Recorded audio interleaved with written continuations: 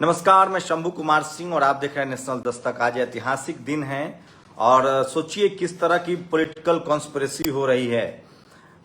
जब भी संविधान की अवहेलना हुई है, आरएसएस की जो कोशिश है वो किस तरह की रही है।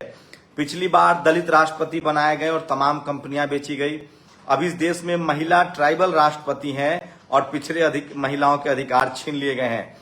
जो अब तक महिला को लेकर जो आरक्षण का प्रावधान आया है, जो मैं सुन पाया हूं, सोचिए एक शेड्यूल कास्ट समाज से आने वाले अर्जुन राम मेघवाल जो हैं, उनसे बिल लाया गया है, कानून मंत्री हैं वो, और ये साफ हो गया है कि जो बिल है 33% रिजर्वेशन महिलाओं का, उसमें ओबीसी महिलाओं की चर्चा नहीं हुई है और इसको लेकर भी कंफ्यूजन है।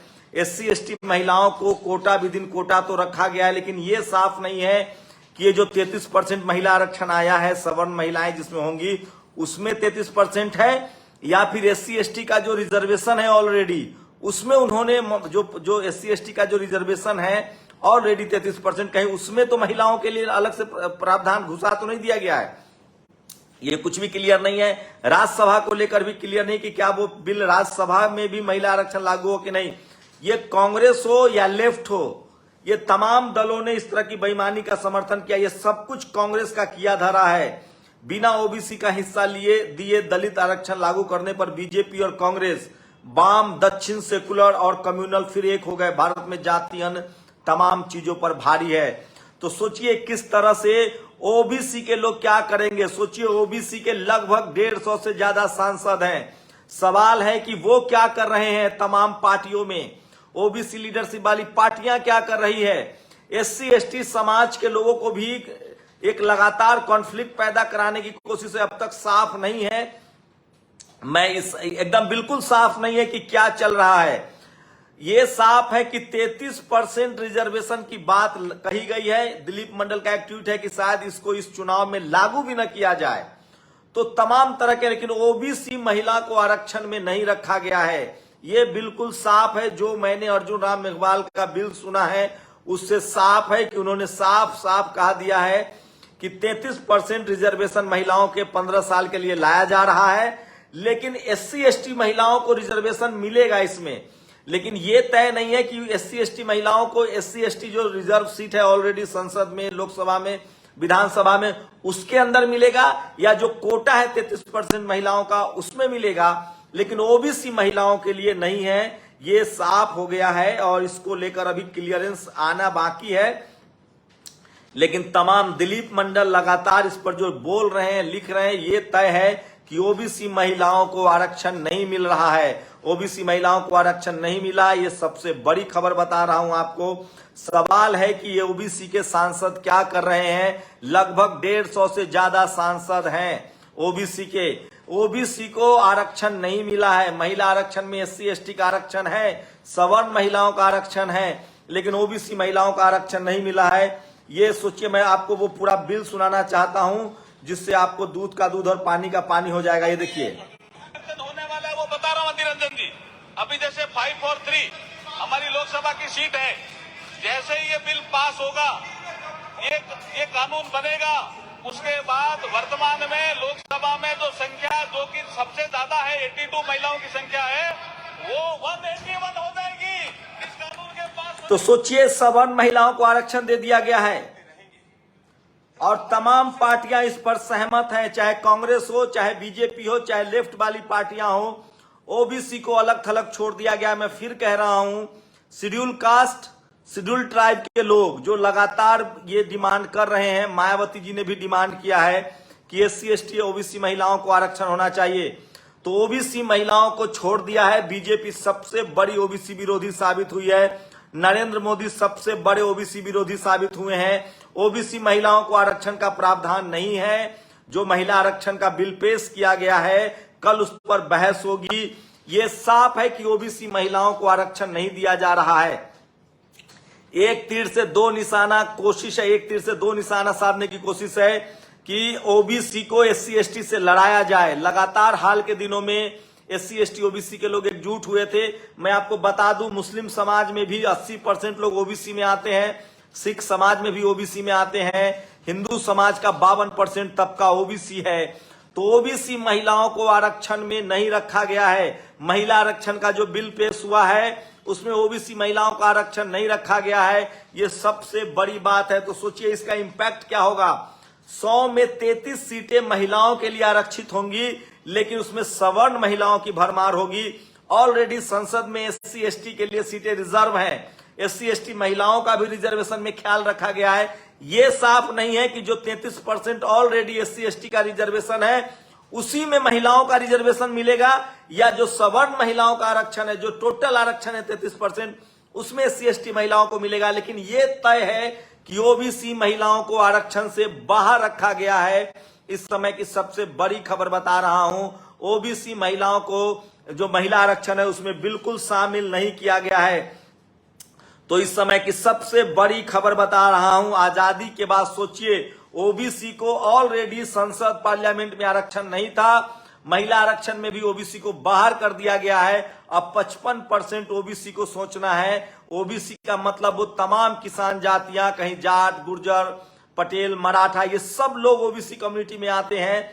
तो बड़ी संख्या है। लेकिन ये सबसे बड़ी खबर और खतरनाक खबर है, विधायिका में सदनों में महिला आरक्षण के संदर्भ में हमारी राय है। चंद्रशेखर आजाद का जो ट्वीट आया है वो तमाम ट्वीट से साफ हो रहा है।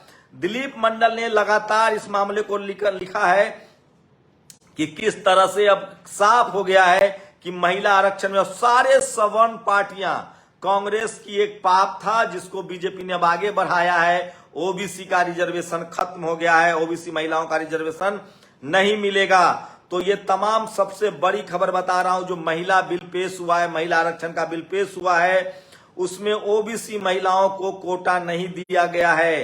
तो बिना ओबीसी को हिस्सा दिए महिला आरक्षण लागू करने पर बीजेपी और कांग्रेस, वाम और दक्षिण सेकुलर कम्युनल फिर एक हो गए हैं। भारत में जाति अन्य तमाम चीजों से बड़ी है। इस समय की सबसे बड़ी खबर बता रहा हूं, महिला आरक्षण में पिछड़ी महिलाओं की हिस्सेदारी पर आपकी क्या राय है। यह सबसे बड़ी खबर है। ओबीसी महिला आरक्षण में ओबीसी महिलाओं के अधिकारों की हत्या करने वाले प्रधानमंत्री नरेंद्र मोदी, शर्म करो। ये लाइन लिखा है कोटा विदिन कोटा। तो प्रधानमंत्री नरेंद्र मोदी का ओबीसी प्रेम झूठा है, फरेब है। और न महिला आरक्षण संविधान संशोधन में ओबीसी महिलाओं के अधिकारों की हत्या हुई है। तो सबसे बड़ी खबर बता रहा हूं कि जो महिला आरक्षण बिल आया है उसमें सवर्ण महिलाओं को आरक्षण तो मिलेगा, एससी एसटी महिलाओं को भी आरक्षण मिलेगा, लेकिन ओबीसी महिलाओं को आरक्षण नहीं मिलेगा। ये सबसे बड़ी खबर बता रहा हूं। अब इस देश के ओबीसी को तय करना है कि उनको आरक्षण चाहिए या नहीं चाहिए। 150 से ज्यादा एमपी जो हैं ओबीसी के हैं, वो पता नहीं क्या कर रहे हैं, उनके समझ में है कि नहीं कि उनकी बहन बेटियों के लिए रास्ते रोके जा रहे हैं। इसका इंपैक्ट क्या होगा वो समझिए।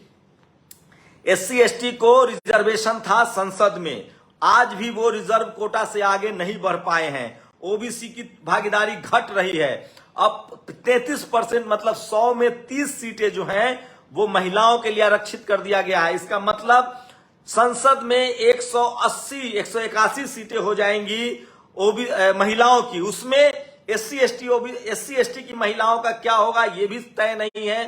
कह रहे हैं, अर्जुन राम मेघवाल का कहना है कि जो 33% रिजर्व, कहीं ये तो नहीं है कि जो 33% महिला रिजर्वेशन है उसमें 33% जो एससी एसटी के महिलाएं होंगी उनको उनके कोटा में दिया गया है या महिला कोटा में दिया गया है, ये भी साफ नहीं है। लेकिन ये साफ है कि ओबीसी को आरक्षण नहीं दिया गया है। 33% जो रिजर्वेशन आ रहा है महिलाओं में, उसमें ओबीसी महिलाओं के लिए आरक्षण का प्रावधान नहीं किया गया है।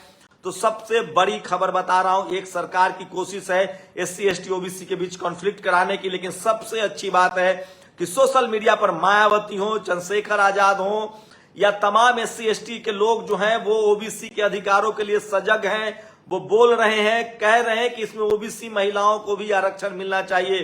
तो इस समय की सबसे बड़ी खबर बता रहा हूं, 33% जो सवर्ण महिला आरक्षण आया है उसमें ओबीसी के लिए आरक्षण का प्रावधान नहीं है। ओबीसी को आरक्षण नहीं मिला है। इस समय की सबसे बड़ी खबर बता रहा हूं आपको, जो महिला आरक्षण का बिल आया है उसमें ओबीसी को आरक्षण का प्रावधान नहीं किया गया है। एससी एसटी के महिलाओं को आरक्षण का प्रावधान किया गया है, लेकिन यह साफ नहीं है कि वो महिला 33% जो आरक्षण है उसमें, या जो एससी एसटी का आरक्षण है 33% उसमें किया गया है। तो सबसे बड़ी खबर बता रहा हूं इस समय की कि ओबीसी महिलाओं के आरक्षण को खत्म दरकिनार कर दिया गया है। ओबीसी के नाम पर प्रधानमंत्री आए थे, ओबीसी का वोट लेकर आए थे। 27% ओबीसी मंत्री का दावा किया था। इस देश में 55% आबादी ओबीसी की है, लेकिन ओबीसी महिलाओं को आरक्षण से दूर कर दिया गया है। सोचिए, ओबीसी को 1992 में रिजर्वेशन मिला, बीपी मंडल साहब का रिकमेंडेशन था, उसमें सिर्फ 2 रिकमेंडेशन को माना गया।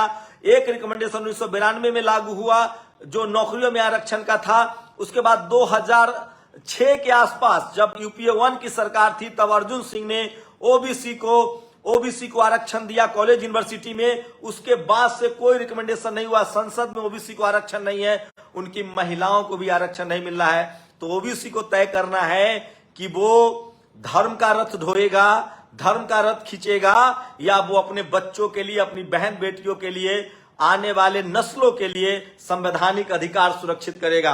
आप लोग बताइए, मैं फिर कह रहा हूं, अभी भी महिला रिजर्वेशन की लड़ाई, ओबीसी महिला रिजर्वेशन की लड़ाई सबसे ज्यादा एससी और एसटी के लोग लिख रहे हैं, एससी एसटी के लोग बोल रहे हैं, चंद्रशेखर आजाद बोल रहे हैं, मायावती जी बोल रही हैं, तमाम शेड्यूल कास्ट शेड्यूल ट्राइब के जागरूक नागरिक बोल रहे हैं। ओबीसी चुप है, खामोश है। एक बार फिर से उसके साथ धोखा हुआ है और 33% महिला आरक्षण में ओबीसी को अंगूठा दिखा दिया गया है। आप घंटा बजाइए, आपकी बहन बेटियां संसद में नहीं जा पाएंगी।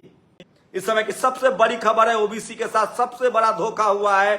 ओबीसी बनकर जो प्रधानमंत्री आया था, उसने आपकी बहन बेटियों को संसद में जाने का रास्ता रोक दिया है। और सबसे बड़ी बात है कि चाहे कांग्रेस हो, चाहे लेफ्ट पार्टी हो, चाहे बीजेपी हो, जितने सबल लीडरशिप वाली पार्टियां हैं, उसने इसके खिलाफ कुछ नहीं बोला है। अभी भी ओबीसी को अब सपा, बसपा, आरजेडी, जेडीयू के पक्ष में ही वहां से क्या बयान आता है वो देखना पड़ेगा। लेकिन सवाल है कि जो ओबीसी के सांसद है संसद में, वो क्या कर रहे हैं। तो इस समय की सबसे बड़ी खबर है, 33% महिला आरक्षण मिल गया है, लेकिन ओबीसी को उस आरक्षण से बाहर रखा गया है। ओबीसी महिलाओं के लिए आरक्षण का प्रावधान नहीं किया गया है। आप लोग अपनी प्रतिक्रिया जरूर दीजिए। शुक्रिया। नेशनल दस्तक की आपसे गुजारिश है कि अगर इसको बचाना चाहते हैं तो नेशनल दस्तक को सब्सक्राइब करने के लिए रेड कलर के सब्सक्राइब बटन को दबाएं, फिर बेल आइकन की घंटी दबाएं। नेशनल दस्तक को बचाने के लिए बहुत जरूरी है कि हर खबर को शेयर करें, लाइक करें, कमेंट जरूर करें।